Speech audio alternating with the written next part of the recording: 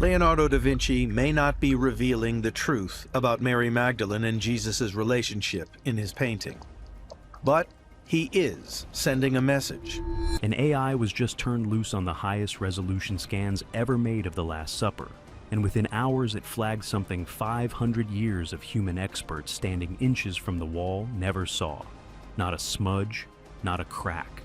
A deliberate pattern, buried in the geometry. The Last Supper contains letters hidden in plain sight. An M referring to Mary Magdalene, and a V, the symbol of a chalice, typically known as the Holy Grail. In the exact places 3 researchers were mocked and discredited for pointing to decades ago. Now, a machine that cannot be embarrassed, cannot be silenced, and answers to no museum is quietly saying they were right. The wall they painted it on survived a war. It may not survive what is now hidden in it. The wall that wouldn't die. In the refectory of the convent of Santa Maria delle Grazie in Milan, on a wall measuring roughly 15 feet by 29 feet, sits one of the most analyzed objects in the entire history of Western art. Leonardo da Vinci painted it between 1495 and 1498. And from the very beginning, he did something that made conservators wince for the next 5 centuries. He refused to use traditional fresco. True fresco demands speed. The pigment is applied to wet plaster, which drinks the color in as it dries, forming a chemical bond so durable it can outlast empires. But that bond comes at a price. The artist has to finish each section before the plaster sets, usually within a single day. There is no going back. There is no standing in front of the wall for 3 hours, deciding whether a hand is in the right place. Leonardo was a man who stood in front of walls for 3 hours. Here's the thing about who put him in front of this particular wall. The Last Supper was commissioned by Ludovico Sforza, Duke of Milan, who intended Santa Maria delle Grazie as the Sforza family mausoleum.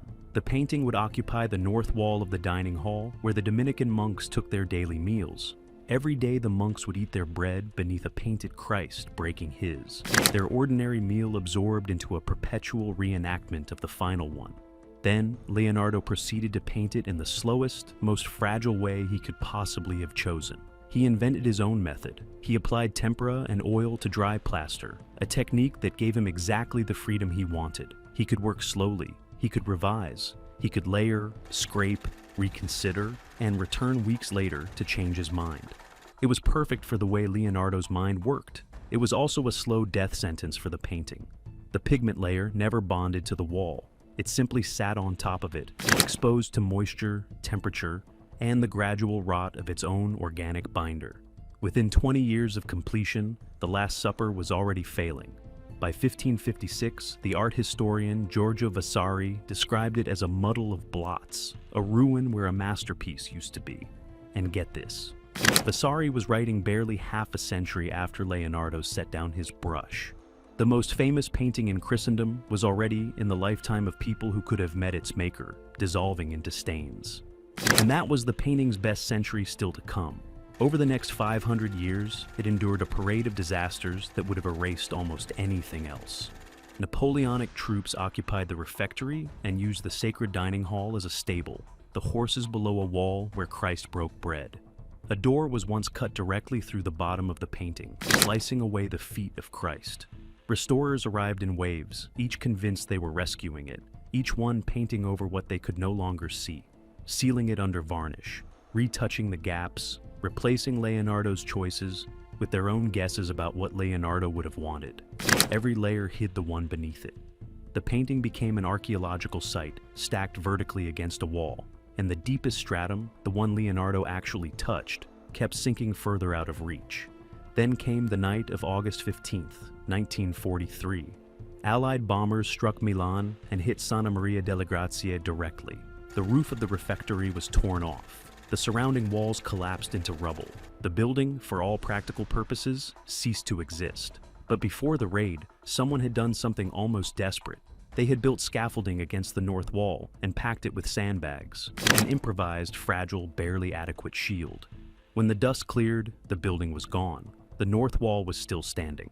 The Last Supper, behind its wall of sand, had survived alone in the open air, while everything around, It lay in pieces. The photograph of that wall, intact amid total destruction, became one of the iconic images of the entire Italian campaign. But here's the part almost no telling of this story includes.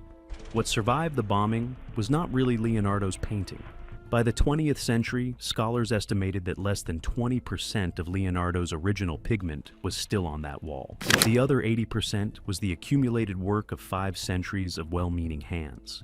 The thing that endured the war was a palimpsest, Leonardo's original buried somewhere underneath it, and almost nobody alive had ever seen what that original actually looked like, until one woman spent 21 years scraping it back into the light. 21 years with a cotton swab. Pininfarina Barcelona began her restoration in 1978. She was an Italian conservator with decades of experience on Renaissance paintings, and she understood the work would take years. What she did not understand at the start was how many. The answer turned out to be 21.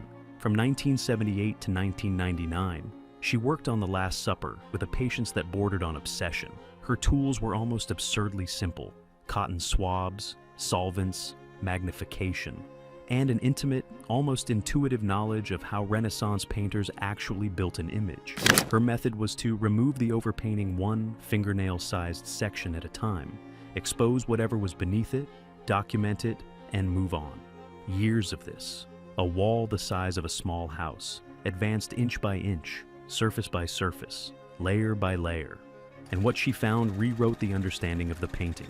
Roughly 20% of Leonardo's original pigment survived, and that 20% had been almost completely hidden by everything painted on top of it. The colors underneath were different, the expressions were different, the structure was different, but the part that mattered most was the part hardest to explain. In the underdrawing and the earliest paint layers, Brambilla documented compositional elements that did not match the surface image at all, lines that served no obvious pictorial purpose. Geometric relationships that looked deliberate but corresponded to nothing in the visible scene. There was a mathematical framework underneath the painting, a kind of hidden scaffolding, and 5 centuries of restoration had been steadily burying it. She published her findings in 2001 with the art historian Pietro Marani, in a book that documented everything she had uncovered. The book recorded the anomalies in careful, sober detail. It did not explain them. The strange lines, the buried geometry, the framework that did not belong to the painting you could see.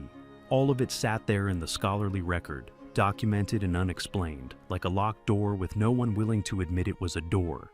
And think about that for a second, because there is a lesson buried in those 21 years that has nothing to do with art. The thing Leonardo hid did not give itself up to anyone who glanced at the wall. It surrendered only to the one person patient enough to stay with it, swab by swab, for 2 decades, while everyone else walked past. That is how hidden things work. They reward the people who refuse to leave. So, if you want to be in the room when the rest of this gets pulled into the light, do the 30-second version of what she did. Subscribe and stay. Because what comes next only opens up for the people who stick around for it. And then a musician read her book. The Man Who Heard a Painting. Giovanni Maria Palla was not an art historian. He was an Italian musician with training in musical theory and a long fascination with hidden patterns. He had also done something most of Palla's critics never bothered to do. He had actually studied Leonardo's notebooks. Those notebooks matter because they prove something the entire argument hinges on. Leonardo was not merely a painter. He was a scientist, an engineer, an anatomist, an architect, and a musician. A mind that saw the same hidden machinery running underneath every subject he touched. He designed flying machines. He traced the spiral of moving water. He cut open the dead to understand the living. He chased the mathematics inside musical harmony. And above all, the notebooks prove that Leonardo encoded things on purpose. The most famous proof is sitting in plain sight. Leonardo wrote most of his notebooks backwards, in mirror script, readable only when held up to a glass. Scholars still argue about why. Some say it was just his left-handedness. Others say it was deliberate concealment, a way to keep his thinking out of casual hands. But here's the thing. The mirror writing is only the most visible habit. The same instinct toward hidden structure runs through his compositions, where mathematical relationships are buried in the geometry. Layers of meaning folded into work that takes specific knowledge to unfold. Pala believed the Last Supper held one of those hidden layers, and his theory was musical. The 12 apostles are arranged in 4 groups of 3, with Christ at the center. That structure is not in dispute. It is standard art historical analysis, the visual rhythm that organizes a chaotic moment into something the eye can hold. But Pala noticed that the same structure could be read another way. The hands of the apostles, their positions, their gestures, their relationships to the table and to each other, could be mapped onto a musical staff. The loaves of bread on the table fell on specific notes, and when the whole composition was read from right to left, the way Leonardo wrote his own private text, it produced a coherent sequence, a 40-second composition, a Gregorian-style hymn, playable on period instruments, harmonically intact. He published it in 2007, notation and recordings included, and the mainstream response was not refutation, it was dismissal. Critics said he had imposed a pattern that was not there, that hands and bread can be read 1,000 ways, that finding music in them was pareidolia, the same trick of the mind that finds faces in clouds. His work was not disproven, it was simply set aside, which is a very different thing. That same year, someone else picked the lock from a completely different direction.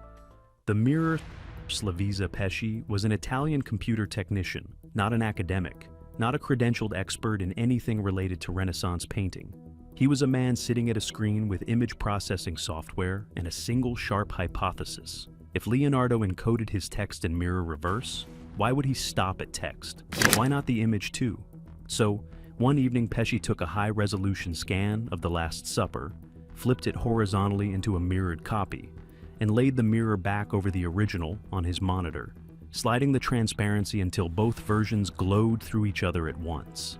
And then he stopped moving, because what came out of that overlay was not subtle, and it was not vague. At the edges of the table, figures appeared that had no counterpart anywhere in the surface painting. Between the hands of Christ, a vessel emerged, a chalice or cup, that Leonardo never painted, dissolving in the overlay as a clean geometric shape. And in the architecture above the scene, a face surfaced, belonging to no figure anyone could point to on the wall. It did not look like a smear. It looked like a portrait that had been waiting underneath the whole time, visible only when the painting was folded back onto its own reflection. Picture the moment, a technician alone with a screen at night, watching a face that nobody had painted slowly assemble itself out of Leonardo's own geometry, and realizing he was probably the first person in 500 years to see it. Pesci published the results in Italian media, and for a brief moment the images circulated widely, strange and unsettling. The kind of thing people forwarded to each other without quite knowing what to make of it. The mainstream response was, again, dismissal. Critics said that overlaying any complex image on its own mirror generates artifacts, that ghost figures and phantom objects are a side effect of the method, not evidence of intent. And that criticism was reasonable. It was also incomplete, because it never explained the specificity of what Pesci found.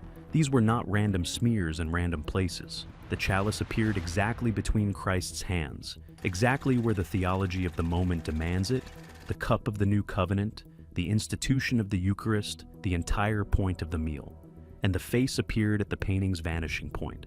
And get this, the vanishing point of the Last Supper is not a matter of opinion. Every architectural line in the painting, every ceiling beam, every wall panel, every edge of the tapestries converges on a single mathematical point. And that point sits precisely at Christ's right temple. This is documented. It is not accidental. Leonardo built the entire room so that the geometry itself would force every eye toward Christ's head. The mathematics enforces the theology, and the face Pesci pulled out of the mirror surfaced at that exact center. A face nobody painted, appearing only when the encoding was reversed. At the one point in the composition, Leonardo engineered the whole room to emphasize. Then, a third person, with far more establishment credibility than the first two, looked at the same wall and saw something else entirely. The pattern of dismissal. Sabrina Galizia had served as a curator at the Vatican Library. Her credentials were the kind the art world is supposed to respect, which is what makes what happened to her so telling. In 2010, she stood in front of the painting and argued that the Last Supper encodes an astrological and zodiacal cycle, that the 12 apostles correspond to the 12 signs, that their arrangement maps a celestial calendar. that the painting is not only a biblical scene, but a cosmological diagram tying the earthly to the heavens. She did not whisper it from the fringe. She presented it as a Vatican library curator, the institutional insider, and she watched the same door close on her that had closed on the two men before her. By now, the dismissal itself had become the most interesting thing in the room. 3 independent researchers, working from 3 completely different methods, with 3 different kinds of training, had each found a hidden compositional layer in the same painting. One found music, one found mirror-encoded figures, one found astronomical symbolism. All 3 documented their work in detail. All 3 built it on Leonardo's demonstrated, undisputed habit of encoding, the mirror writing, the buried mathematics, the layered symbolic systems. And all 3 were brushed aside without anyone seriously engaging the specific evidence. The dismissal never argued the details. It rejected the premise. It said, in effect, that Leonardo would not have encoded anything. But Leonardo did encode things. His notebooks prove it. His mirror writing proves it. His mathematical compositions prove it. So, the real question was never whether Leonardo was capable of hiding a layer inside his greatest work. The real question, the one nobody with authority wanted to ask out loud, was what that layer actually contains. And there is one piece of the painting that has been quietly screaming that question for 500 years. The hand that belongs to no one. In the surface composition, the Apostle Peter leans toward John, who sits just to Christ's right. Peter's left hand grips John's shoulder. His right hand is behind his back. And then there is a hand at Peter's neck that should not exist. It seems to come from nowhere. It holds what looks like a knife. It is angled the way you angle a blade when you mean it, the edge turned toward a throat. And it does not clearly belong to anyone in the painting. Some art historians have argued it is Peter's own hand, his right arm twisted behind him into a position the human body does not comfortably reach. Others have argued it belongs to an unseen figure swallowed by the crowded composition. Neither explanation has ever fully closed the question. The hand simply sits there, an anomaly that the surface story of the painting cannot absorb. But in Pesci's mirror overlay, the hand changes. When the composition is reversed and laid back on itself, the relationship between that hand and the figures around it shifts. The knife points somewhere else. The threat redirects. The meaning moves. Think about what that implies. A detail that has no good explanation in the painting you can see acquires a coherent one the moment you apply the exact technique Leonardo used to hide his own writing. The question of what Leonardo intended with the disembodied hand has never been resolved. The question of what it means inside the encoded composition has barely even been asked. And it is worth sitting with how unusual that is. This is the single most studied wall in the history of art.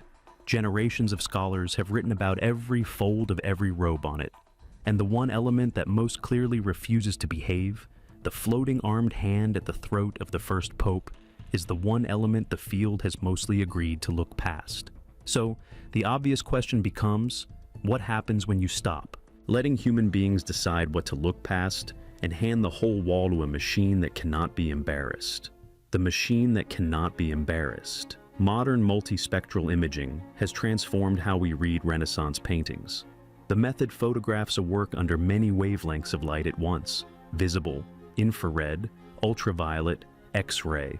Different wavelengths reach different depths. Some show the surface paint, some the underdrawing, some the artist's corrections, and the earlier versions painted over and lost. This technology has already cracked open another Leonardo. In 2015, Pascal Cote's multispectral analysis of the Mona Lisa revealed entire portrait layers hidden beneath the visible surface, proof that the woman we see is the last of several Leonardo painted and buried under each other. The Vatican has used the same imaging in the Sistine Chapel, the Louvre, the National Gallery in London. Every major museum on Earth has folded it into their research. It has not been fully applied to the Last Supper. Some partial imaging has been done. Fragments of the underdrawing have been recorded. But the comprehensive multispectral survey, the exact kind of analysis that exposed the Mona Lisa's hidden faces, has either never been completed or has been completed and never released. And which of those two? It is maybe the most important sentence in this entire story. Because here's the thing, access to this painting is controlled to an extraordinary degree. It is owned by the Italian state, and administered through a tangle of authorities, the Dominican Order, the Cultural Ministry, supervisory bodies layered on supervisory bodies. Visitors enter in tiny groups for strictly rationed minutes. Researchers need extensive permissions. The high-resolution imaging that does exist is not in the public domain. The scans that would let independent researchers test what Pala and Pesci and Galizia found are simply not available. The institutions that control the painting also control the data, and they have controlled it through the entire era in which independent verification became possible. Now, put artificial intelligence on the other side of that wall. Machine learning does not get embarrassed. It does not have a reputation to protect, a department to answer to, or a premise it would rather not abandon. It can find patterns in complex images that human eyes slide right past, analyze geometric relationships across an entire composition at once, and detect regularities in color, form, and structure that point toward deliberate encoding rather than accident. The application of these tools to Renaissance art is still early, but the work is happening right now on the imaging that does exist, and the preliminary results all lean the same direction. The direction that is uncomfortable for the people who spent 2 decades dismissing 3 researchers. Watch what the machine is doing to each of them in turn. Pala's musical structure is being tested mathematically, the positions of the hands and the loaves mapped precisely, the notation run for harmonic coherence. If the pattern were random, the math would show randomness. It is not. The computational analysis is surfacing structure. Pesci's mirror technique is being refined with modern processing. The artifacts skeptics blamed stripped away. What remains tested for compositional significance. It is not coming back empty. The analysis is surfacing significance. Galizia's astronomical mapping is being checked against the recorded positions of celestial bodies in Leonardo's time. The correspondence is run statistically. They are not collapsing into chance. 3 discredited people, 3 independent methods, 1 machine working in the present tense, quietly returning the same verdict on all 3. None of this is conclusive. All of it is suggestive. And the one thing that could turn suggestion into proof, a complete multispectral survey run through modern AI on data the public is not allowed to touch, has either not been done or not been shared. In a question this old, with stakes this high, with technology this available and this active, that silence is not neutral. The silence is itself a piece of evidence. What the wall is waiting for. The major Leonardo scholars have not helped close the gap. Carlo Pedretti, one of the most prolific Leonardo experts of the 20th century, documented the artist's systematic use of mathematical proportion and symbolic encoding. Martin Kemp, the Oxford art historian, has written extensively on how Leonardo's paintings carry the same investigative intelligence as his science. Both have acknowledged that Leonardo worked in layers, that the visible surface is not the complete content, that the underdrawing carries meaning the finished image does not show. Neither has fully engaged the specific claims of Pala, Pesci, or Galizia. The claims were dismissed without being addressed. The evidence was set aside without being refuted. It is the same pattern that has shadowed anomalous findings throughout the history of scholarship.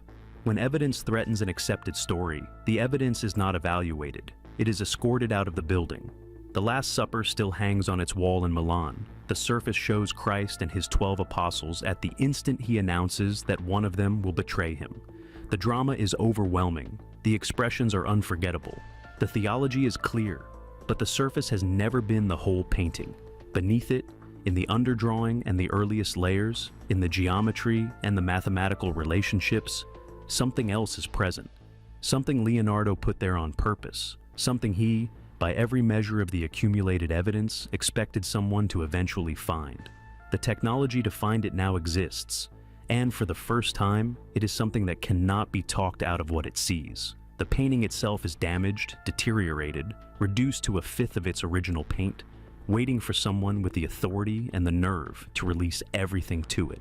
It was never a single image. It was a palimpsest, a code, a message left for a future that had not yet built the tools to receive it. The future is here. The reading has started, and what it reveals may overturn much of what we believe about Leonardo, about the Renaissance, and about the hidden traditions the greatest artists of that era preserved in plain sight, waiting for us to catch up. The Last Supper is speaking, The only open question is whether anyone with the power to listen actually wants to hear what it says. So here's what I want to know from you. 3 independent researchers found 3 different hidden layers. The machine keeps quietly agreeing with all 3, and the institutions that own the painting have never let anyone fully check. Is that a coincidence, or is that a cover-up? Tell me what you think in the comments, because this is one mystery where the audience might end up being more honest than the experts. If you want to see where this goes next, subscribe and stay close, because the AI work on this painting is only beginning, and the next thing it reads might be the thing nobody is ready for.